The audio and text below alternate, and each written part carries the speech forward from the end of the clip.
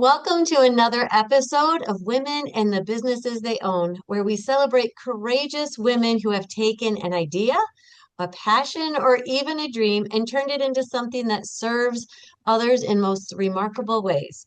Today's guest has built a business around something that many of us love, travel. Hey, look at the little turtle there.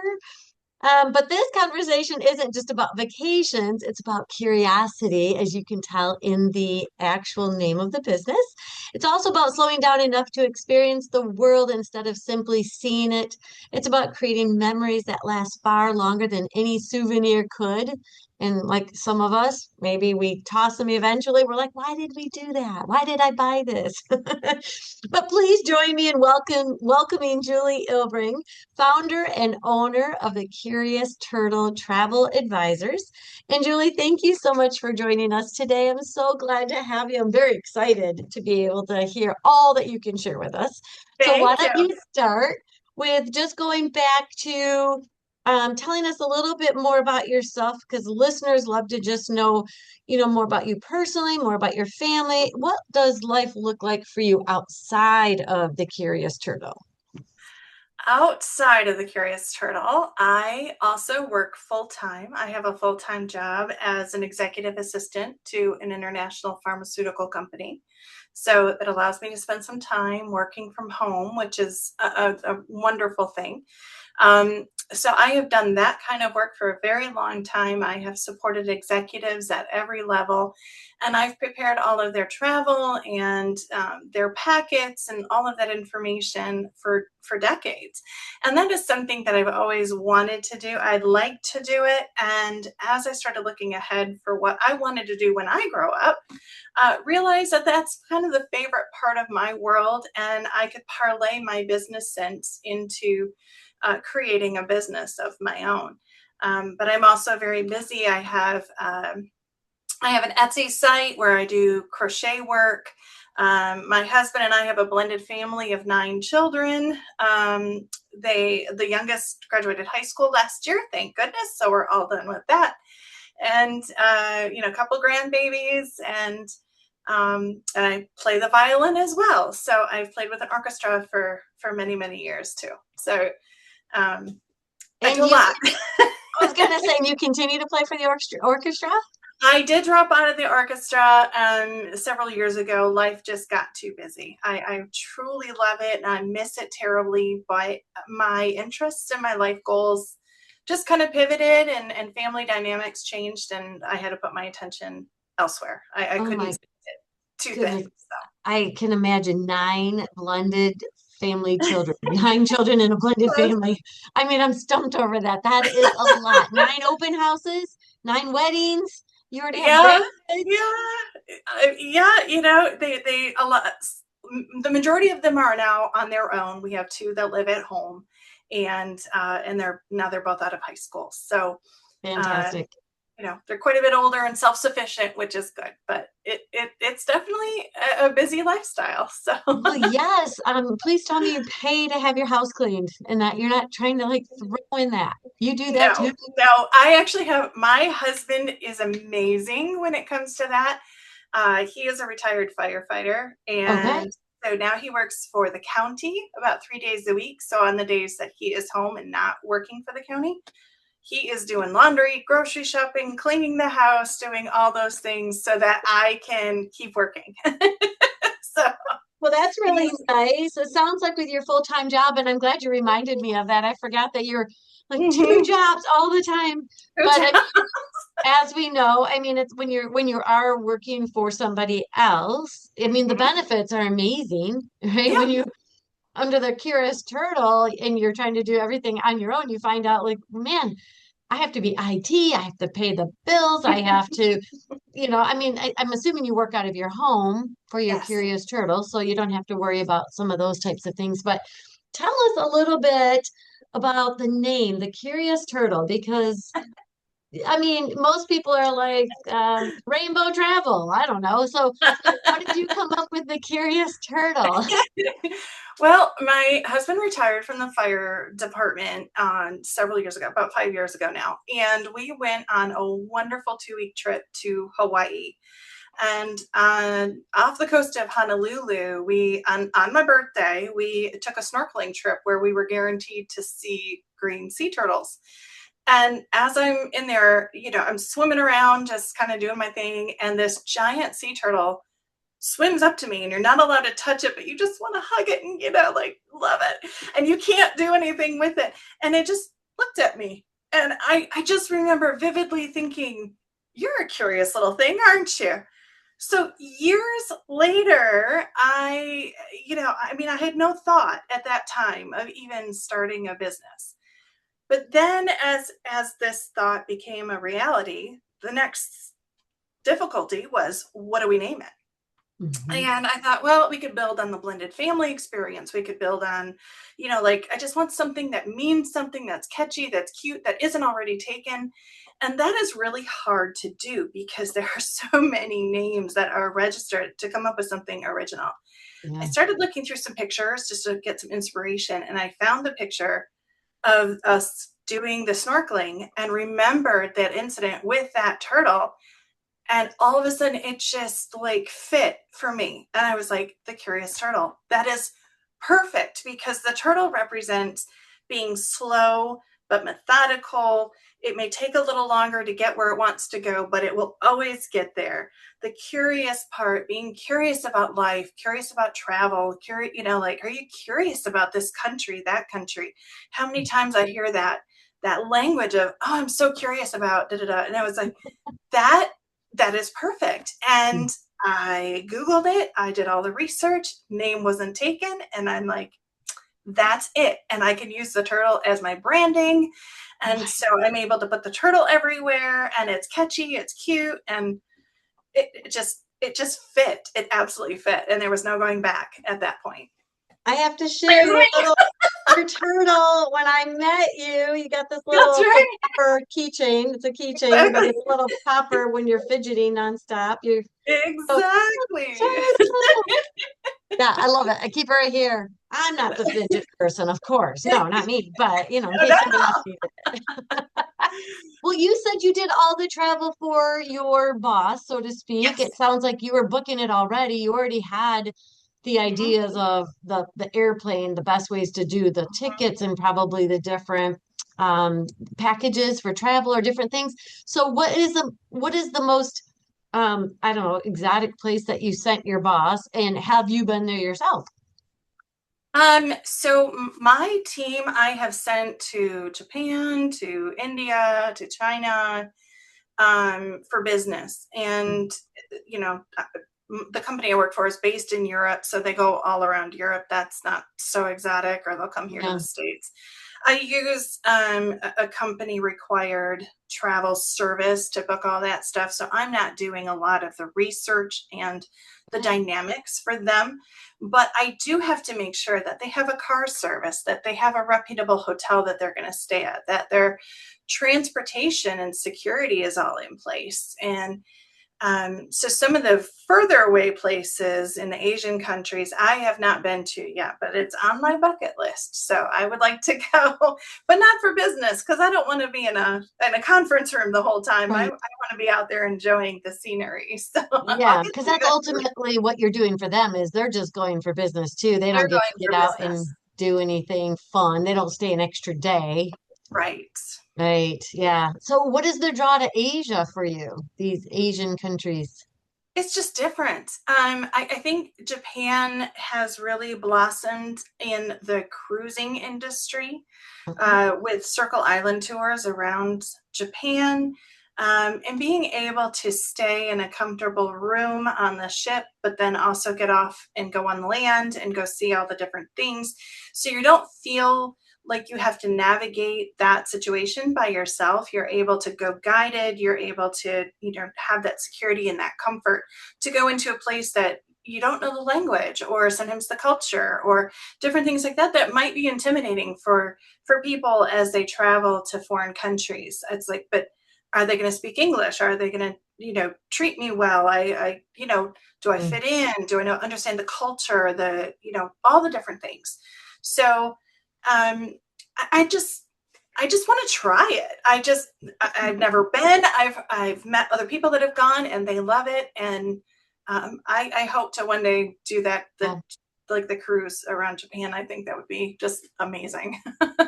I'm softening to the idea of Japan myself. I'm still not necessarily desiring China or Vietnam or Korea. Mhm, I think, mhm. but but I am, Japan does sound. So I'm glad you started with Japan.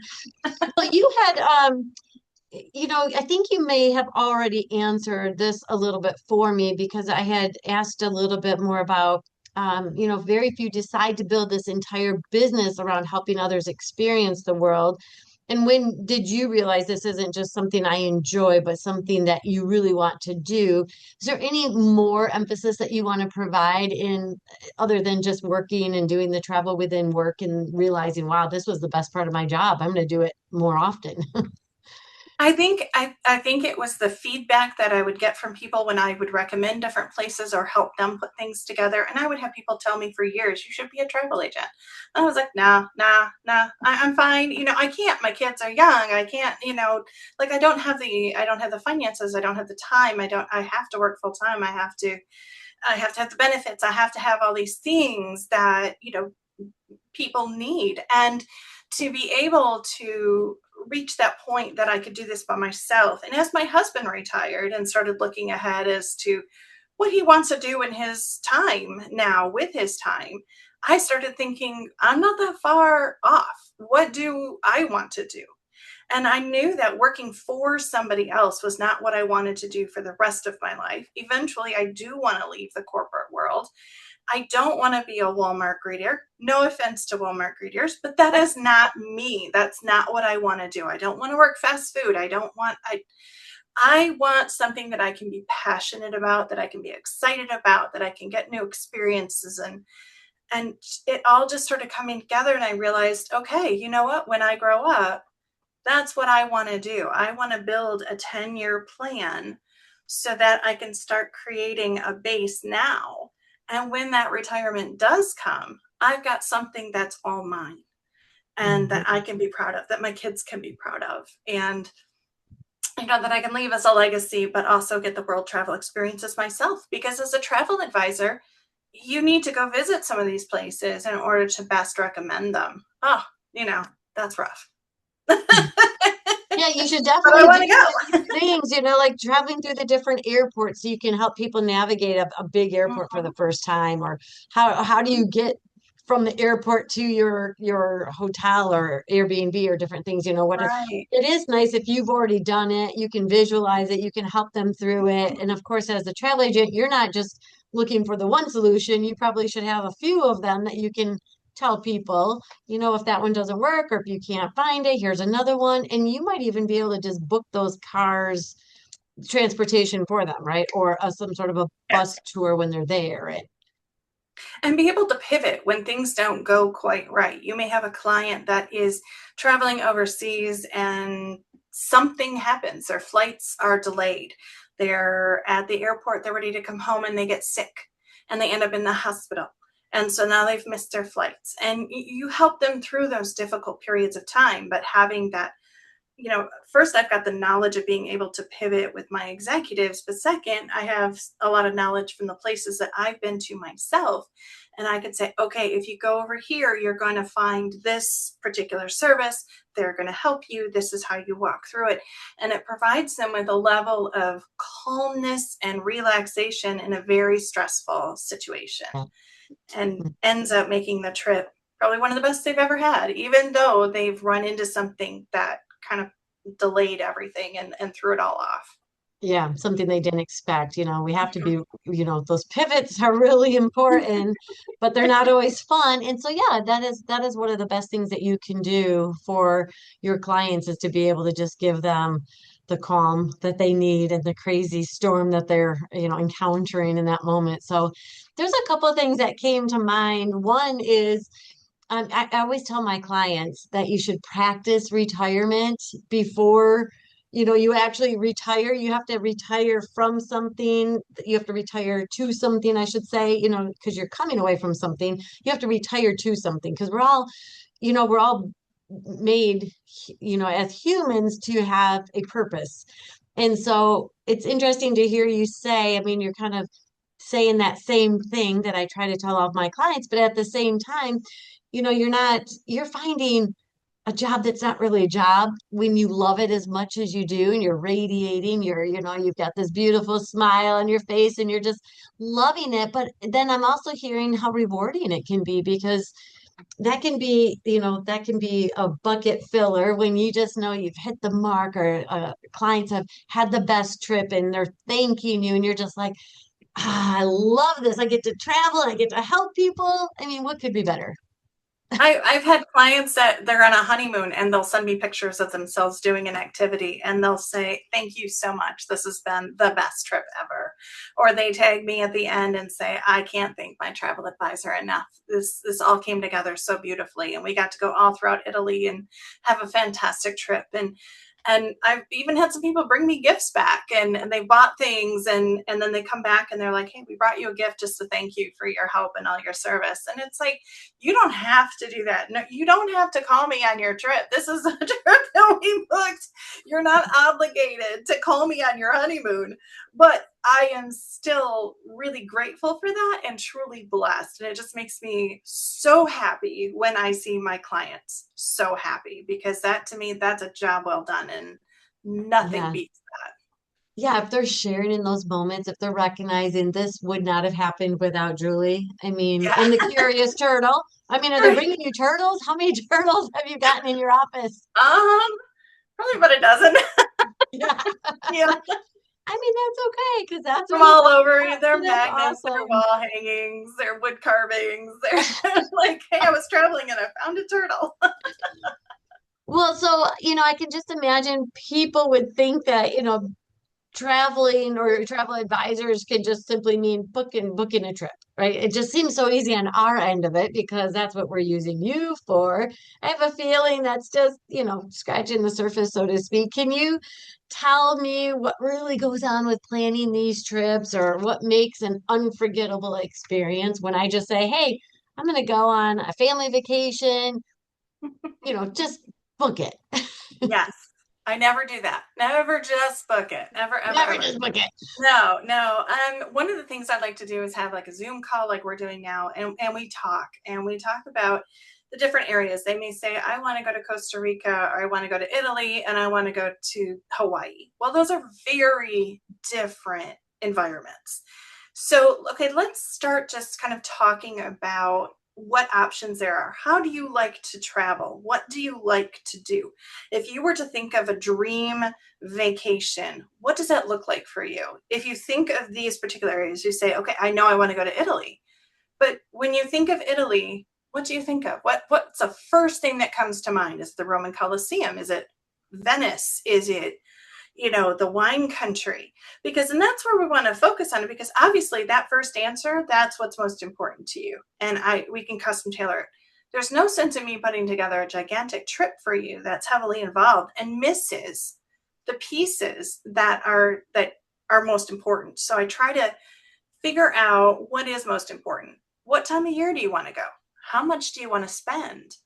What are the realities? I'll have people come and say, "I want a 2-week trip to Australia, but I want to spend $3,000. Okay, well, then it's my turn to be completely honest with them and say, "That's what you're going to spend on flights alone. You're not going to get very far. So we're going to need to take a step back and be more realistic and find something that's truly within your budget. What's your all-in budget?" And look at that reality. And if that budget isn't flexible, or your timing isn't flexible, then your destination has to be flexible. And so there's a lot of time before any of the research and any of the planning that goes into it goes into me learning my client and learning what they like and what they appreciate. If there's anything special that they're celebrating on the way, maybe it's an anniversary, or it's a honeymoon, or it's a birthday, or it's just family time that everybody lives in all the corners of the world and they're finally getting together. And then I start thinking, I take all of that information, start putting it together. And then sometimes I'll start thinking about, well, what can I do to kind of amp it up a little bit? What could I do as a travel advisor to make that experience even more special once we get it booked? And sometimes that's sending a gift to their cabin on a cruise. It could be some chocolate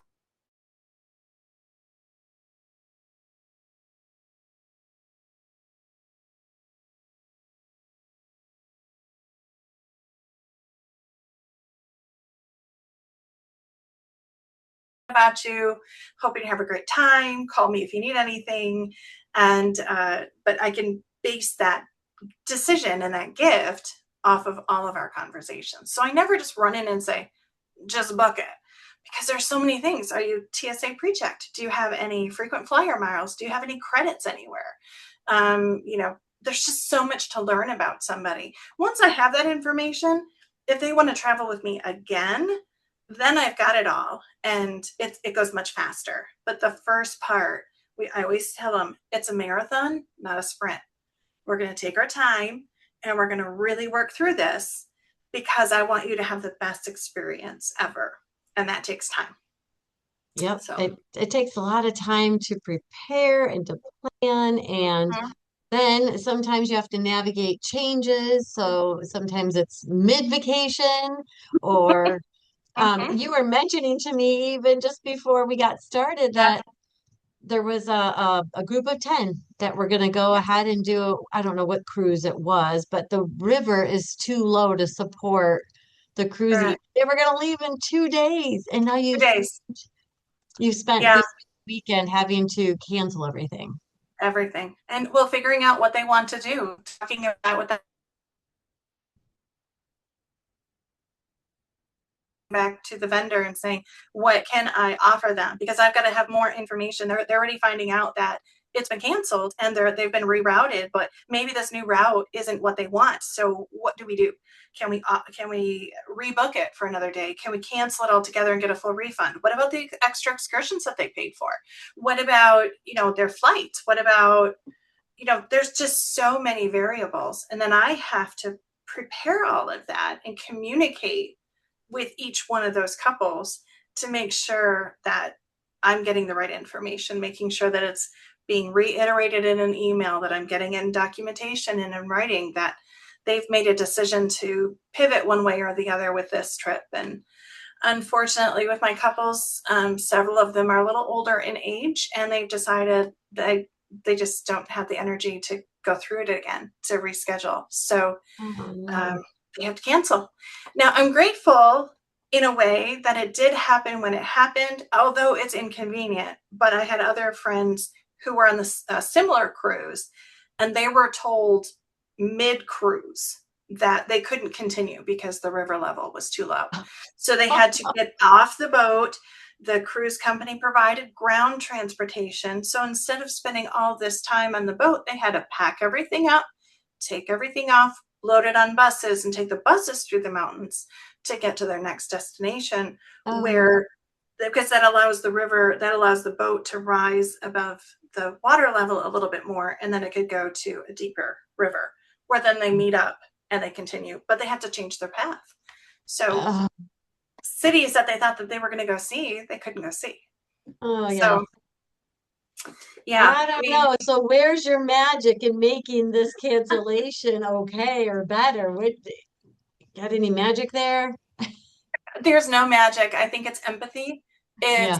It's just listening to their concerns. Sometimes it's listening to them crying about it, because I get it. Disappointment. You're going to go through all of the stages of grief because you've been looking forward to this trip for over a year. And now, just before you go, everything has fallen apart and changed.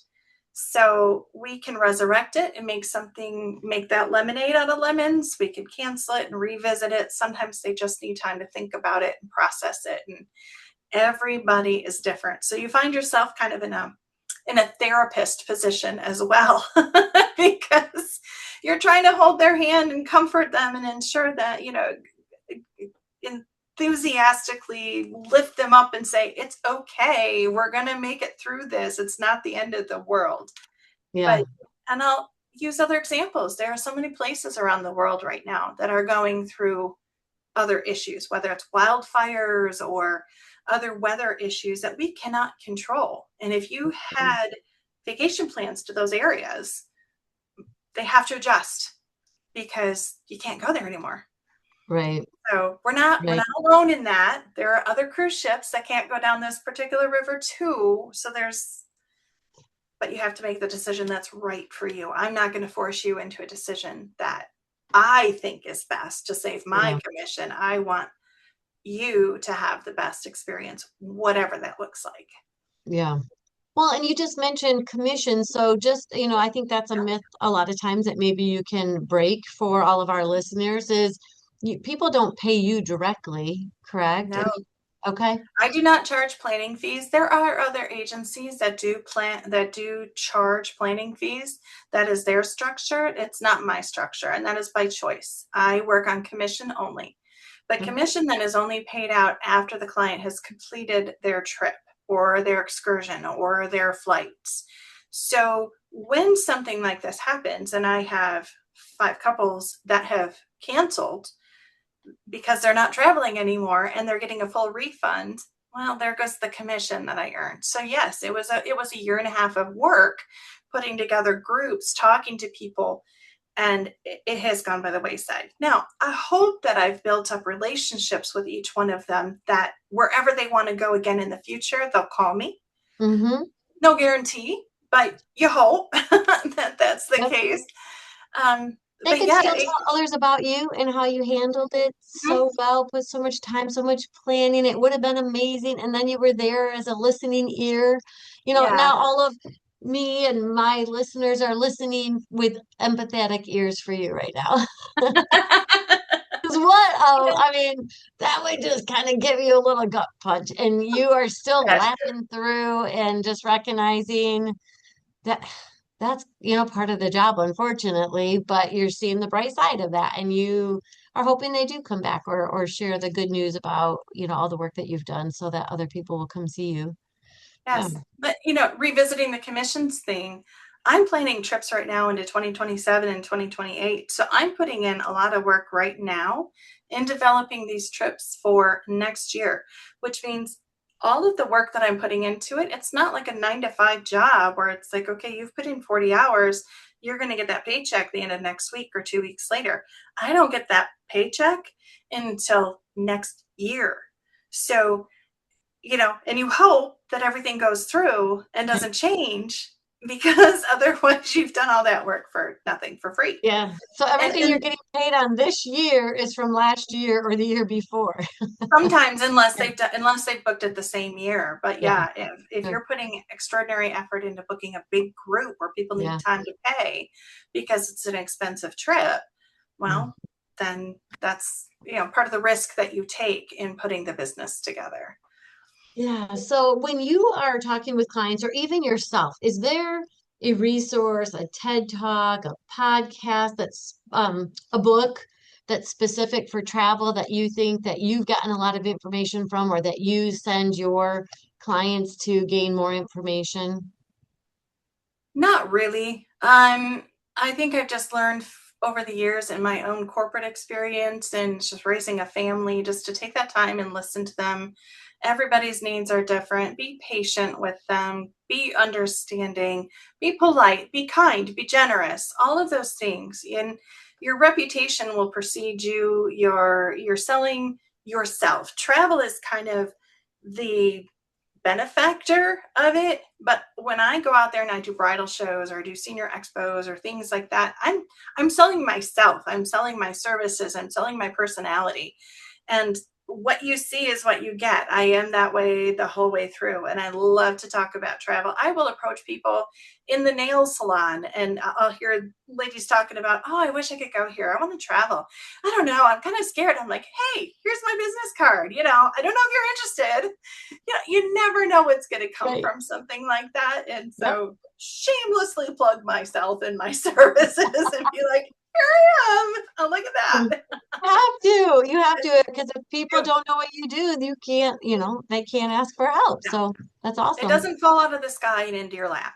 And you have Right. to put yourself out there and you Yep. have to do all of this work. And you have to take time away from your family and from your regular job and from all the things that you want to do because you have to push this business forward. Mhm. That's all part of being an entrepreneur is Yeah. you are the one man band. You are doing accounting, marketing, social media, the business, the planning, the That's everything. right. The bill paying, the IT, the everything, Yep. right? Yeah. You have to do all of those different pieces to make the business work. And hopefully that motivation, that passion can it be big enough for all of it because sometimes you're drowning in all the other stuff that a business requires instead of the part of the planning that you absolutely love. Exactly. So I think that's the biggest thing with starting a business is the fun part can be like choosing the name, making it Hmm. different, having a story, choosing a location or being able to do it out of your home and cutting some of those costs or, but then yeah, you have to have clients to make it work. And there are going to be ebbs and flow of Yep. having clients and you have to keep pushing yourself forward. You can't I don't know what motivates you to keep going when you're like, hey, I haven't had anybody call me in a week or two, I need to book another trip. How do you keep going? I think for me, it's having that long term plan, knowing that there are going to be months where my sales are really, really low. But I also know that on the flip side, there are months that I am so busy, I wish I had an assistant because I am swamped and I'm making a ton in sales. But I can't keep that person because the next month I might have even less again. So I watch my pivot table kind of go up and down, kind of Yeah. like a turtle swimming through the sea. It's going to go up and down. And just know that I've got to find that internal balance in myself to be like, it's okay. There's no reason to panic. My clients are coming. They're just not Mhm. ready yet. But when they're ready, I'll be here for them and I'll make that happen. And to appreciate the downtime because then I can breathe and I can do my studying and I can do my self-reflection and attend seminars and do my educational stuff. So I have to keep going, but I have to take that time that is slow to Yep. put back into my business and do all the things I can't do when I'm super busy. Do you find that you're seeing these ebbs and flows are kind of natural? Maybe summertime's busier, holidays are busier, or, what's the slow time? Are you kind of seeing that now that you've been doing it yourself for a few years? Um, I'd say a little bit. I think right before school gets out, that May, June tends to be a little slower because people are truly focused on getting their kids out. But then as soon as that happens, they're like, oh, I didn't plan something for the summer. I really want to go out. And then all of a sudden, mid-June, I'm like really crazy busy. Or just before the holidays, people are like, oh, I'd love to give the gift of travel. I'd like to put a certificate under the Christmas tree that says, hey, we're going to go on a cruise next summer. So around the holidays itself might be a little bit slower just before, might be faster. Honestly, it just depends on what's kind of happening in the world, what is popular. Social media plays a huge part in the trends based on what influencers are putting out, locations that they're going, things that people think about, and that keeps coming up in their feed, and then they're like, oh, I was thinking about going to place A, but now place B looks really interesting. So can you help me with that? Yeah, yeah, yeah. Yeah. Because pivot, yeah, another pivot. Another pivot. Well, It's that a makes Friends me episode where they're moving the couch. Pivot. right. Pivot. I love that. So you spend your days helping people create memories that they're going to treasure forever. What about you? Was there a particular trip so far that you have done, or maybe with your husband, that's changed you? I Can a think trip do that? Can a trip change you? I think it can. I truly do. I did not expect Hawaii to have the biggest effect on me as it did. It is the only place I have ever traveled that I legitimately cried when we were on the plane heading home. I did not want to leave. It was the people and the food and the culture and the weather and just everything about it. I think I left a part of my heart there. It just resonated with me. And I've got a lot more places I want to go check out yet. But that was really the turning point for me was I want more of this. I want more of these feelings. I want more of these experiences. Do you think that, like, so you had that with Hawaii, but other people may not have that with Hawaii. So Hmm. is everybody's experience going to be something different then? Oh, Or is there absolutely. Yeah, I mean, it's gonna resonate different with everybody. So maybe Hawaii's on the top 10 for a lot of people, or it just doesn't hit home for other people, right? So I guess it's really, what do you think it is that, is it the way you embrace the trip yourself? Is it the personality of ourselves as we want to, 'cause some people, I could see you just being part of the culture and just diving in. Me, I'd Mhm. probably stay at all the tourist places. You know, Like, and I think that that's part of the planning process that we go through is finding out where your comfort zone is. Are you into shark cage diving? Are you into cliff diving? Do no, you like bungee jumping? no, nothing. Or would you rather just stay on the beach and have a cabana boy bring you drinks all day? Now you're Like talking. or do you want to do an all-inclusive resort, but then get off the resort once in a while on a tour so that you can go see other parts of an island or a location or something like that? So those are all the parts. I think it's innate. I think you discover a part of yourself that you didn't know before that's maybe in tune with either the scenery or the culture or the vibe or whatever the area is. For me, Hawaii was all about the water. I love the water. I love to snorkel. I love the tropical fish. I love the turtles. I love just being with that part of the world and having so much opportunity to be in the water, to be on boats, to be swimming with the sharks, to be doing all of those kinds of things was just spectacular. I did not want to leave. I was like, I could build myself a little cocoon right here underwater and I'd be perfectly happy. All And right, I for think, those of you listening, tell us your favorite spot in the comment box when you see this posted. I would love to hear yeah. what hit you like Julie in Hawaii. Where is that place for you? I would love to Mhm. know that because I think that'd be really special. Well, so a lot of people will say, someday we'll celebrate, or someday I plan to go there. What can you tell us about people that put off those someday, and then find out that they never are going to do that? Maybe they can no longer travel. Maybe something changed in their life, funds are no longer available. Maybe they've lost a spouse, they just don't want to travel alone. What would you say about the someday I plan to do this, and then it never happens? Make your someday today. Do that. Don't put it off. Even if you have to plan it for the future, put it on the books. Commit to going. Because in my travels, I have seen so many couples that should not be traveling. They are to the point where physically, maybe emotionally, mentally, they're not truly capable. They face so many struggles, and they can no longer enjoy that particular thing. And so maybe it's one spouse compensating for another spouse that's trying to push that one spouse that may be a little bit more incapacitated and saying, well, I wanted to go to Alaska, but now my spouse is not doing so well, so I'm going to force them to go with anyways. And then you have all that care and comfort that you have to provide. So Mm. that's really taking away from your enjoyment because you're having to be the caretaker for somebody else.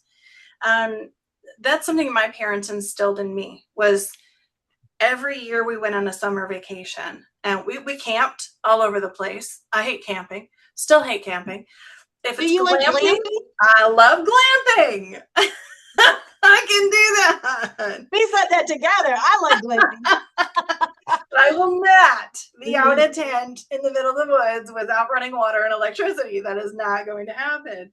Nope. But um, as my parents were getting older, my dad was diagnosed with Alzheimer's, and my parents still wanted to go on trips, and it just became harder and harder and harder for my dad because a change of scenery just aggravated the Alzheimer's even worse, and he would Mm-hmm. become combative, or he would just different behaviors that were unexpected, and my mom depended on him a lot to drive, to be that leader, and he just couldn't do it.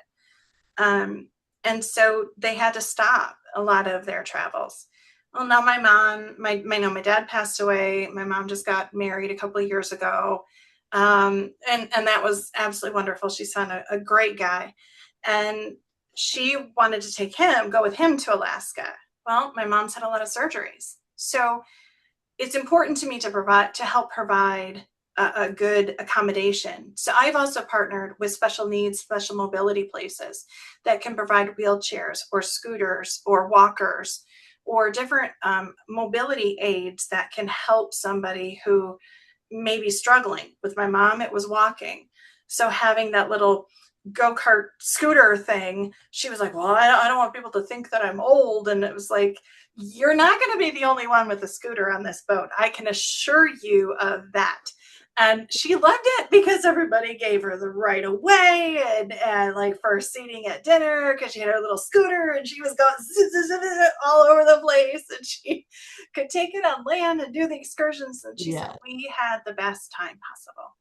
So that's I'm awesome. so glad that they didn't wait until they reached the point where they couldn't be mobile and they Yeah, couldn't do these things, because that's an opportunity for memories that you have missed out on. And yeah. you've And lived that's your whole truly life.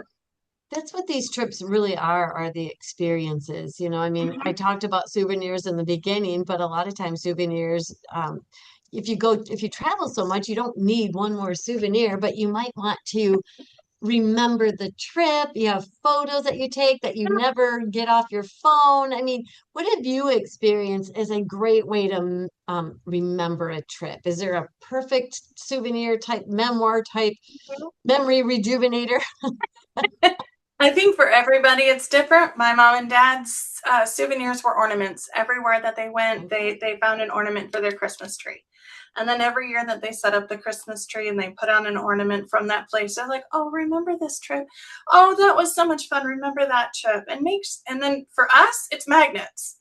I Okay. I love refrigerator Yes. magnets. So Yes. everywhere we go, we have a double open refrigerator. So one side is international and one side is Oh, United States. I love that. And so they're all trips that us as our kids have gone on and things. Yep. And they're like, oh yeah, remember when we did this or remember when we did that. But I think one of the most important things too is take your photos and put them into a book. Put Yes. them, we back in the day, we did it through the sticky papers and we used to write notes and things. Well, we've got Shutterfly. We've got all these other, methods online that we can put our photos together. And that's going to be the biggest thing.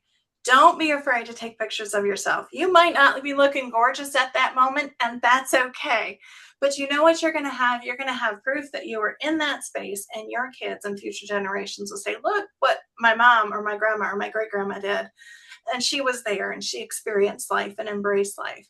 But you Yes. got to get those pictures off your phone or off your camera, put them Yes. into a book. And even if you leave that book for a while, every now and then go back and take a look at that and remember Yeah. what, especially when things get tough and life gets hard, it gives you something to go back and look on and say, there was a point in life that it was really good.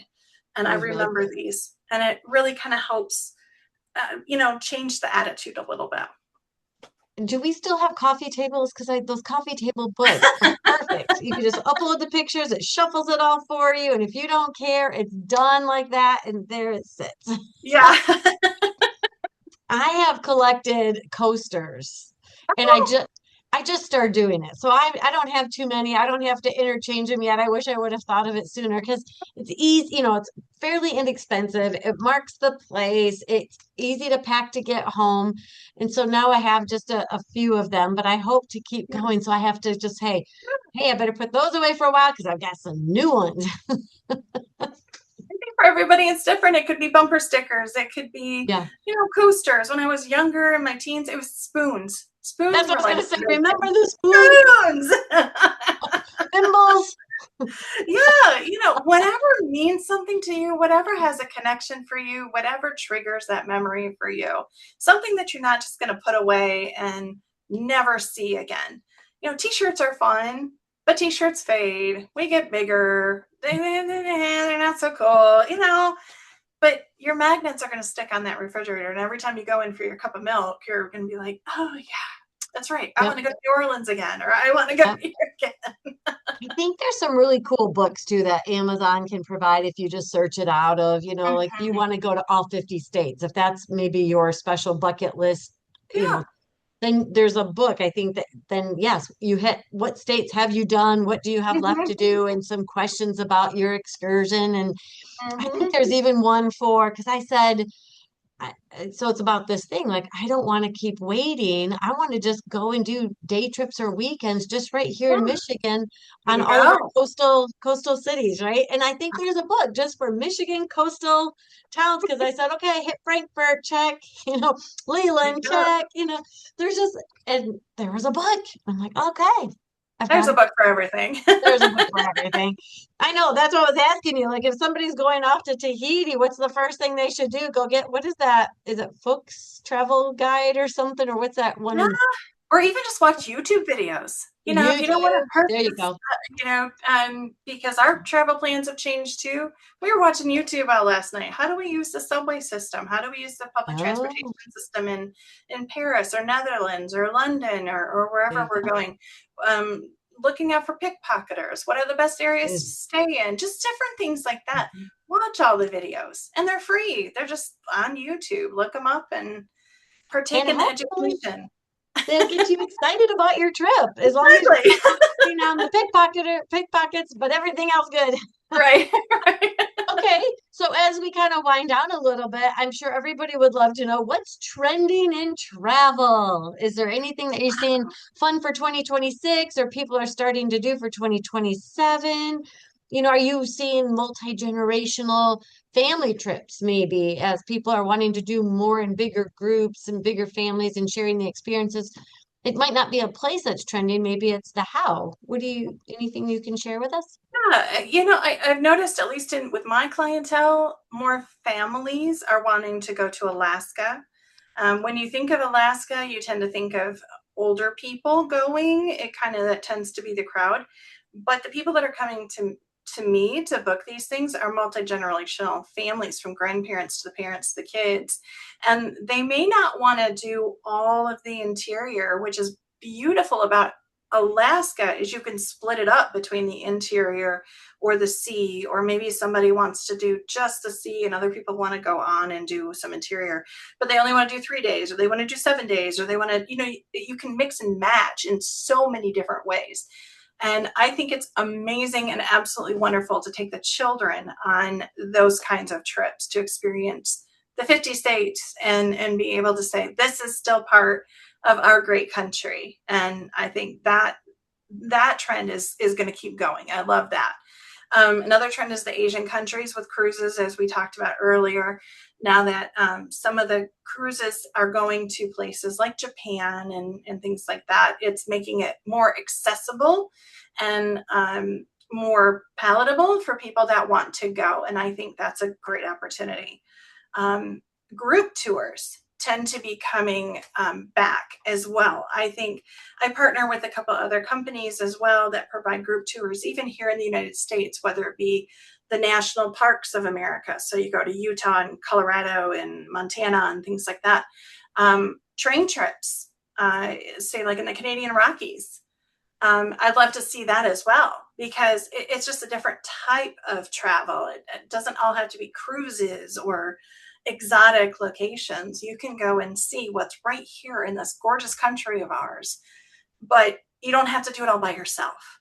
And that's the beauty of it. Because I think people tend to be a little afraid of what they don't know. They don't know where to stay. They don't know what's trustworthy. And we can put them with a small group of people, 15 to 30, and they're all taken care of. All their meals are taken care of. All their lodging's taken care of. And they can go and experience all the things without the stress and the anxiety of having to do it themselves. What if you're a single person? Mm-hmm. Is there groups for, so if a single Yes. gal or a single guy just said, I've lost my spouse or nobody in my circle likes to travel, but I'm not going to stop seeing the world. Is there groups for that? There are definitely groups for that. There are groups that just take singles only. And more resorts and hotels and cruises are providing rooms that are single rate onlys. Okay. So for those people that want to go by themselves, you don't always have a partner that's able to go with you, as you mentioned. So, but I want to go by myself and just experience it, but I don't want to pay for two people when I only have one person. We Yep. used to have to pay these extra fees and stuff while because you were by yourself. Well, I think cruise ships are starting to see the benefit of catering to the single person and Okay. providing some of those amenities. And so even tour groups and cruises and different avenues of travel are becoming more accommodating to the single person. I think that's awesome because that can be very limiting for a lot of people. So I would assume the first one would still feel a little scary or wonder if it's safe. But if you can just go for it, then before Yes, you know you'll it, make friends. You'll make friends. right. You're gonna meet all sorts of people and you're gonna do great. Yep, I agree with you on that one.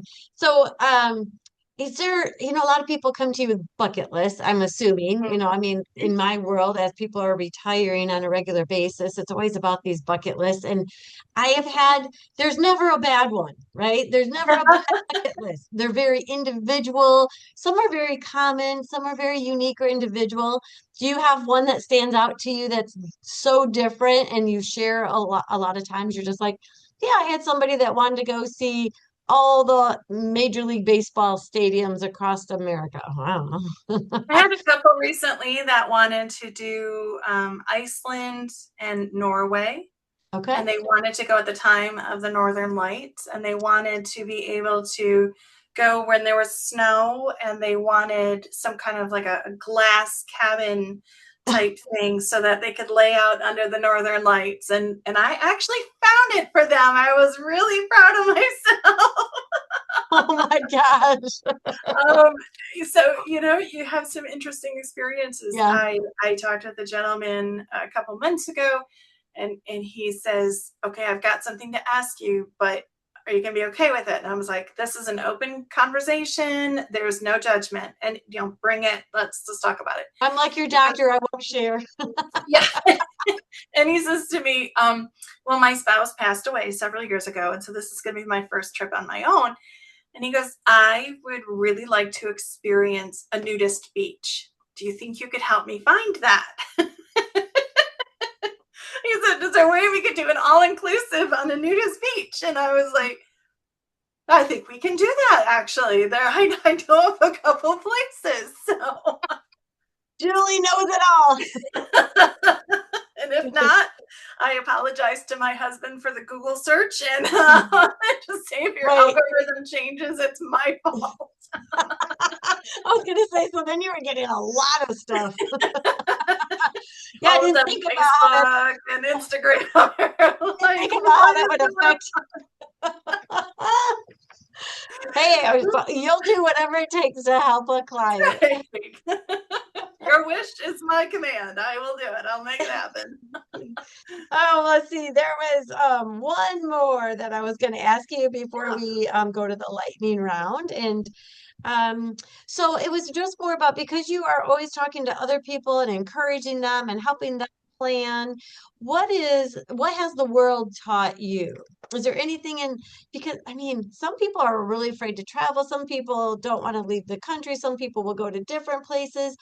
But there's got to be some sort of freedom when you're just willing to see it all or do it all or I mean, what do you I think my top things would be do your research on the country, cultures, norms, expectations, whether it be tipping at restaurants or what to say when you walk in. In France, it's very typical. You say bonjour. You greet people everywhere you go. It's kind of expected. It's considered rude if you don't. So having the knowledge of the cultural awareness of where you're going, I think, is always extremely important. I think overall, people are wonderful and they're accommodating and helpful, and don't ever be afraid to ask. Know your boundaries, know what to look out for, know when people are trying to take advantage of you, because sometimes that vulnerability leads to others taking advantage of you. But I think, everywhere that we have gone, we've ran into people, we've met people from all over the world, and they're just the nicest people. They're just, and they can share so much and add so much experience and culture to your own life that if you just research it a little bit, you just open yourself up to these new experiences. They're not as scary as what you might think. And you're going to walk away feeling just emboldened and happier and more fulfilled because you've learned so much about others and other countries and other cultures and foods. And one of the things my husband and I like to do is when we go places that we've never been before, is we'll do a food tour. And I love doing those because that, again, gets you deeper into the culture and the reasoning why foods originated in those areas. You don't think of that sometimes. Like, why is fish and chips popular in England? Why are fried foods popular in Puerto Rico? Well, there's reasons behind all of that. And if you take the time to learn it, you have a better understanding as to the people and the restaurants and the food. And Yeah, it's really cool. Well, it's just amazing. we're all God's creatures, right? He created Yeah. all of us. One day we realize, hey, we were born and raised in USA. Everybody else figures out they're all in their own countries and we have our own cultures, but ultimately we're Mhm. all humans. We all Mhm. bleed the same red blood, right? And so Absolutely. the world can teach us, I guess, maybe as you're describing all of that, how small it is. Yeah. And that people are always wanting to help each other for the most part, and that we all Yeah. recognize that we're the same in some ways, but very different in our cultures and how we grew up, and that we Yeah. should share in that. I think we're all connected. You hear of the 6 degrees of Kevin Bacon. I think it's the 4 degrees of a West Michigander, Well, because okay. maybe it's even less. Because Even less. there are times that we have traveled places to just like the literal middle of nowhere, and we start talking to this person, this random person, and find out they grew up in West Michigan, or they've got ancestors that we know of, or just it's we are really truly interconnected, and you can Yeah, figure all that stuff out if you just start talking to people. yeah, And it's a great experience. So you're like, yeah. Dutch bingo. We got it, we know it. Or you can be halfway around the world and Oh still yeah. find somebody that's there at the same time. Yeah. That always Yeah. floors me. I'm like, what? I've been planning this trip forever. I didn't know you were coming. What are you Yeah, doing here? it's crazy. I got tons of stories on those. The That situations happens a that lot. used to make me roll my eyes at my parents because we could go nowhere without running into somebody that knew somebody. Right. Uh, I'm there. Do that here now. Now my children go, oh, mom. Yeah, which of the nine of your children do that? Pretty much all of them, especially All the younger nine. ones. The younger ones are like, do we have to talk to this person? Yes, It's we not, do. now it's the grandkids. Yeah, exactly. What do your grandkids call you? Are you grandma, Gigi, Mimi? I'm grandma. Your grandma. Grandma Awesome. Julie, grandma. Yeah, yeah. We chose the traditional The grandma, grandpa. traditional grandma and grandpa. Yeah, Awesome. yeah. All the Okay. other fun ones were taken or claimed by other grandparents, so it's okay. It's all good. Just call you Turtle. As long as they call me, that's it. When Long they as get they older, call they you. want to call me and let's go do stuff. Love that. Okay, well, if you're enjoying today's conversation, we'd be so grateful if you would subscribe, leave a review, share this episode with someone who dreams of seeing more of the world or simply needs a little encouragement to begin their next adventure.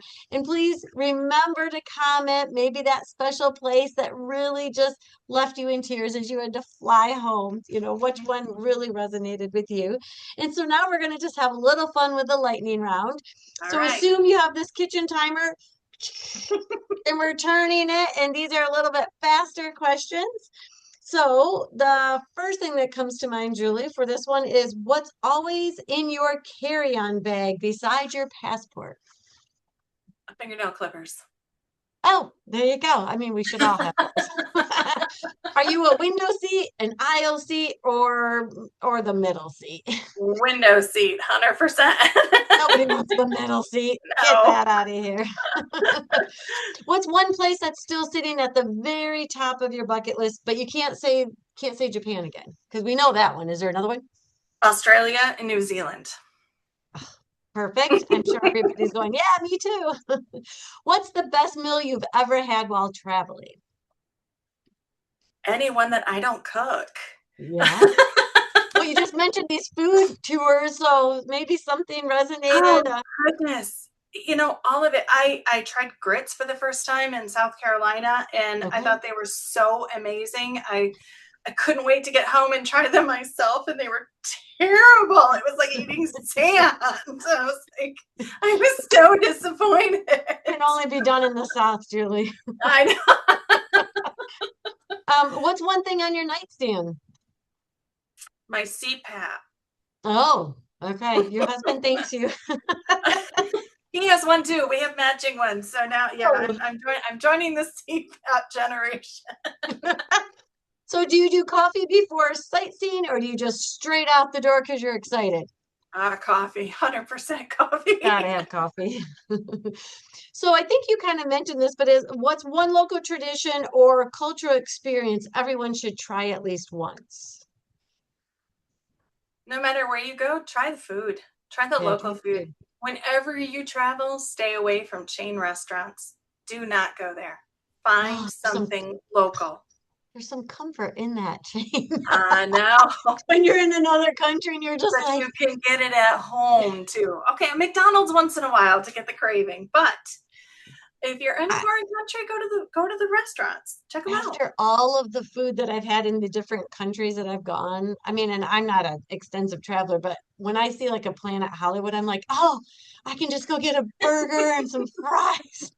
That's Let's true, go and that's there. okay. Just don't do it all the time. No, no, just like in the middle of the trip, right? Okay, you just need a little. Yeah, I just want some American food. Yeah. So what's one word your family would use to describe you? The one word. Busy. Busy. I I'm thought always doing something. you Whether should it's be. I don't know how you're crocheting not. stuff, pattern stuff, kids stuff.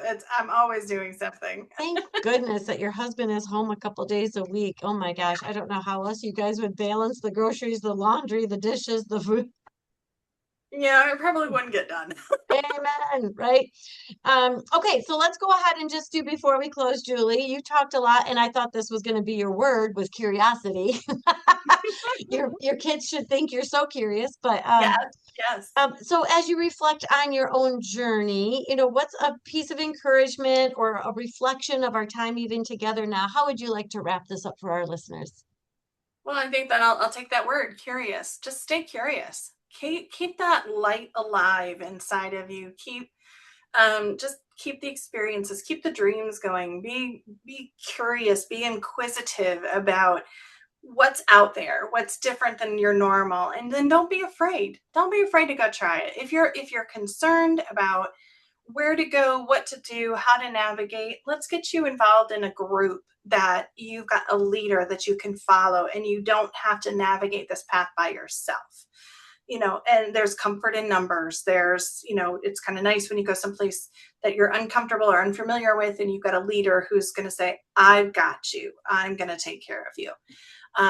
But don't let that stop you from seeing the world, because it is truly a magical place. And sometimes the best places in the world are the unplanned places, the things that you take a wrong turn on when you're going down the road, or you go off the path and you're like, I'm just going to get lost, I'm just going to wander, and you come across just the most amazing people in history. Don't ever just stay in the touristy spots. Wander off and do some other things, because that's where the memories are going to really develop and be created in your own mind. Yeah, try to jump into where the normies would live, right? Try to be with Yeah. the people that live there. Try to live like they would live and not necessarily be Mm-hmm. what's a term for a tourist? Try to a fudgy. Fudgy. Yep. I'll be a fudgy. Like into that culture, immerse yourself well. I love it. I love it. Well, so, as I think through everything that we've talked about, sometimes it's right from the beginning, sometimes it's right at the end. But for me, I love that you said you do a food tour everywhere you go. So that's probably one of my bigger obstacles. Is the food safe? Will I like it? What's the Mhm, meaning behind the culture? Every culture does mhm, have, you think about going south to Louisiana and maybe it's all Cajun, mhm, if I mhm, understand correctly. Like every different culture has food that I know I need to get out of my box. And so that's why it resonated with me even more so is I didn't know there were food tours. I gotta try one of those. Even in Chicago. I mean, if you go to Chicago, you can go on a chocolate tour, all the different, Hershey's and Nestle and all the different Yeah, chocolate yeah. manufacturers. But then you're also going to go to maybe it's a Jewish chocolate shop. How do they make kosher chocolate? What are the rules behind kosher chocolate? Learn about all the different obstacles and the different things. We went to San Francisco and we made our own fortune cookies. How Oh, cool cool. is that? Yeah. Did you get to put your own fortune in? No, no, but they show us how they do them, how they put the fortune in it, and then. I think your fortune is the Curious Turtle Travel Advisors will be so bountiful and beautiful and serve many, many millions of people. Hope so. Let's hope so. Okay, so I have a surprise question for you, but Grant. you told me that you have grandchildren and they call you grandma. Hmm. So imagine you're 90 years old and you're sitting on a porch with your grandchildren all around you. You're looking at all of your photo albums of the travels, and one of them looks up and just says, "Hey, Grandma, what do you hope all of these adventures really meant?" They meant happiness. They meant experience. They meant memories. They meant that my life's work, I mean, we work so hard, we work every day, and that I took the time to enjoy life because nobody on their deathbed says, I wish I worked more. They Right. say, I wish I would have traveled more. I wish I would have gotten out more, made more friends, done more things. I don't want regrets. So my Yeah. my two words would be no regrets. I Oh, That's it. that's a goosebump moment for me. Way to nail it, Julie. Way to nail it. Well, thank you for being part of the Women and the Businesses They Own podcast. Your story matters, and today you told it beautifully. And to everyone listening, and remember, she came, she spoke, and she inspired. And we'll see you next time.